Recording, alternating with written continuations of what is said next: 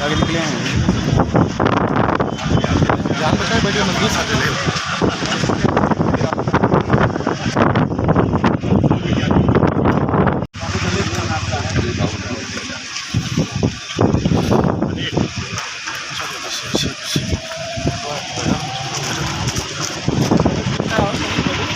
इन लोगों ने तो सर वो कल रामचंद्र जी का भी वहाँ पे काफ़ी प्रसंग आया और कहा गया कि हम रावण से तुलना की गई भारतीय जनता देखिए, पार्टी। ये तो सुप्रीम कोर्ट में गए थे। जब कांग्रेस की सरकार थी तो खुद सुप्रीम कोर्ट में गए कि राम सेतु एक काल्पनिक है, राम एक कहानी है, और उन्होंने राम के अस्तित्व को हमेशा नकारा। आज वो वोट जब आता है तो मंदिरों में जाते हैं और कुर्ते के ऊपर जनेऊ पहन करके निकलते हैं। तो हर तरीके से लोगों को भ्रम में डालना, लोगों को मिसगाइड किया जाना और अनर्गल तथ्य विहीन आरोपों को लगाया जाना, ये कांग्रेस पार्टी की आदत है। और उस आदत की वजह से इन्होंने इन लोगों ये शुरू से ऐसा वो करते आए हैं। और आज अमर उजाला में छपा हुआ है कि लाल बहादुर शास्त्री जी ने क्या कहा। एक अमर उजाला का जब संपादकीय का पेज देखेंगे तो उसके बगल में कि कुलदीप नैयर जब वो निर्विभागीय मंत्री इंदिरा जी के मंत्रिमंडल नेहरू जी के मंत्रिमंडल में थे, तो उन्होंने कहा कि नैयर साहब ने कहा कि आप तो नेहरू जी के उत्तराधिकारी हैं।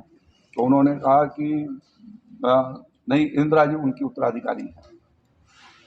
तो वो तो परिस्थिति जन उन्होंने किसी तरीके से लाल बहादुर, ये परिवारवाद की जो पार्टी है वो अपने अलावा कभी किसी को देखती नहीं रही है। और जितनी परिवारवादी पार्टियां हैं और व्यक्तिवादी पार्टियां हैं वो सब कल के उस जो ये जो गठबंधन का जो कल उन्होंने किया, डायनेस्टिक अलायंस ऑफ इंडिया गठबंधन एक तरीके से समझिए, ईडी, तो उन्होंने वहाँ पर ये सारे उसके भीतर इकट्ठा थे। सोनिया जी को संबोधन नहीं की, लेकिन राहुल जी को उनको प्रधानमंत्री बनाने का उन्होंने तय कर रखा है कि राहुल को हम प्रधानमंत्री बनाएंगे, भले कांग्रेस का मिटिया मिट हो जाए। शरद पवार जी अपनी बेटी को मुख्यमंत्री बनाना चाहते हैं, लालू जी तेजस्वी यादव को मुख्यमंत्री बनाना चाहते हैं, और ममता जी का लक्ष्य अपने भाई को सीएम बनाना है। यद्यप कल वो रैली से अपना किनारा रखे रहे, और मुलायम सिंह जी ने अखिलेश यादव जी को ही अपना उत्तराधिकारी बनाया। भाई जो उनके बहुत पहले से उनके सहयोगी के रूप में कार्य कर रहे थे, उनको अलग हटा करके, यानी इतना इंडिविजुअल जो अप्रोच रहा है, वो लोग कभी देश का भला नहीं कर सकते हैं। ये लोग बेटियों के लिए काम करने वाली ये पार्टियां हैं, न कि उनके भीतर भारत का हित या राष्ट्र का हित उसके।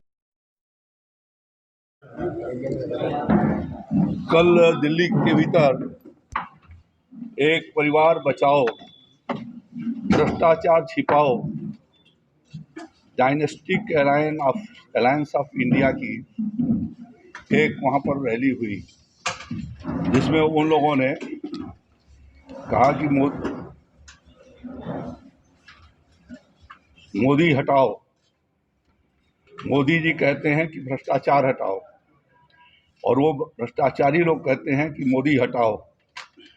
तो यह जनता जान सके कि इन लोगों ने किस तरीके से सब पारिवारिक पार्टियों ने, जो आज भ्रष्टाचार में आकंठ डूबने की वजह से उनके खिलाफ वैधानिक जो कार्रवाइयाँ हो रही हैं और विभिन्न जांच एजेंसियों के माध्यम से उनके घोटालों की तस्वीर आई हुई है, उससे बचने के लिए कल उन लोगों ने एक रैली दिल्ली में किया था। मैं ये साफ कर दूं कि प्रधानमंत्री जी ने 2014 में ही प्रधानमंत्री बनने के बाद कहा था कि न खाएंगे न खाने देंगे। तो आज उन लोगों को परेशानी है जिन लोगों ने खाया था, अब खाने नहीं पा रहे हैं, और जो खाया था उसको जब जांच एजेंसियों के द्वारा जब तथ्य निकलते हैं और जब उनसे रिकवरी के आदेश होते हैं, तो अपने बचाव के लिए वो लोग इस प्रकार के रैलियों का आयोजन करते हैं। और एक तरीके से चोर चोर मौसेरे भाई, ये कल दिल्ली में दिखलाई वहाँ पर दिए थे। तो उसमें से कुछ आम आदमी पार्टी ने कहा था कि हम अरविंद केजरीवाल के समर्थन में ये रैली आयोजित कर रहे हैं, जो उनके गिरफ्तारी के विरोध में समर्थन के लिए कर रहे हैं। कांग्रेस पार्टी ने कहा यह किसी व्यक्ति के समर्थन की नहीं बल्कि गठबंधन की रैली है, यानी जितने सामूहिक रूप से जिन लोगों ने भ्रष्टाचार किया है वह सब इकट्ठा हैं और जिसका नेतृत्व कांग्रेस पार्टी कर रही है, उस हेडेड बाई कांग्रेस पार्टी ऐसे भ्रष्ट लोगों का वह गठबंधन किया है।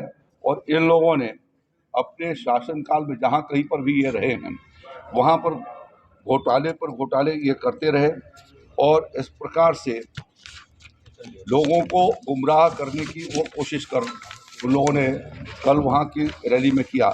जब प्रधानमंत्री जी ने मेरठ की रैली में ये साफ कर दिया है कि ऐसे विरोधों से हम रुकने वाले नहीं हैं और जिन लोगों ने लूट खसोट और भ्रष्टाचार किया है उनके खिलाफ कार्रवाई होगी। इन लोगों का नारा है कि जितना हो सके उतना लूटो, हर दिन नया झूठ बोलो, मोदी जी को गाली दो, देश को बदनाम करो, हिंदू धर्म को गाली दो, जम करके घोटाला करो, जांच एजेंसियां जब नोटिस दें तो उनको अनदेखा करो, इग्नोर करो और जब हद हो जाए और कार्रवाई कोर्ट में पहुंचे तो और जब कोर्ट फटकार लगाए तो आप विक्टिम कार्ड खेलो। अनेक नोटिसों के बावजूद भी केजरीवाल साहब वहां पर नहीं हाजिर हुए, चुनाव का इंतजार करते रहे कि कैसे हम सहानुभूति खींचेंगे और इस तरीके से अब वो बताते हैं कि ये लोकतंत्र को खतरा है। कल उन्होंने ये कहा राहुल गांधी ने कि मोदी यदि जीतेंगे तो संविधान बदल जाएगा और संविधान और आग लग जाएगी। तो जब कभी भी राष्ट्रीय हितों का सवाल होता है तो वो आग लगाने की बात जरूर कहते हैं। कांग्रेस पार्टी ने खुद 1984 में इंदिरा जी के मरने के बाद पूरे देश भर में आग लगवाई, लोगों के मकानात फूके, लोगों के घर जलाए, सिख भाइयों के संपत्ति को तबाह किया। तो हमेशा उन लोगों ने आग लगाई। सन 75 में खुद इमरजेंसी लगा करके कानून के द्वारा दिए गए फैसले को कैसे निष्प्रभावी कर दिया जाए, इलाहाबाद हाई कोर्ट के जजमेंट को, और देश के ऊपर उन्होंने आपातकाल थोपा।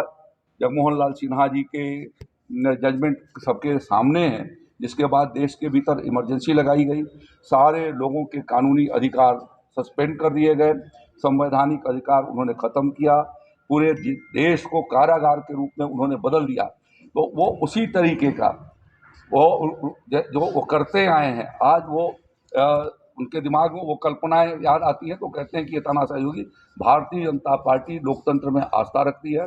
आज भारत के 17 राज्यों में एनडीए की सरकार, भारतीय जनता पार्टी के नेतृत्व में एनडीए की सरकार है।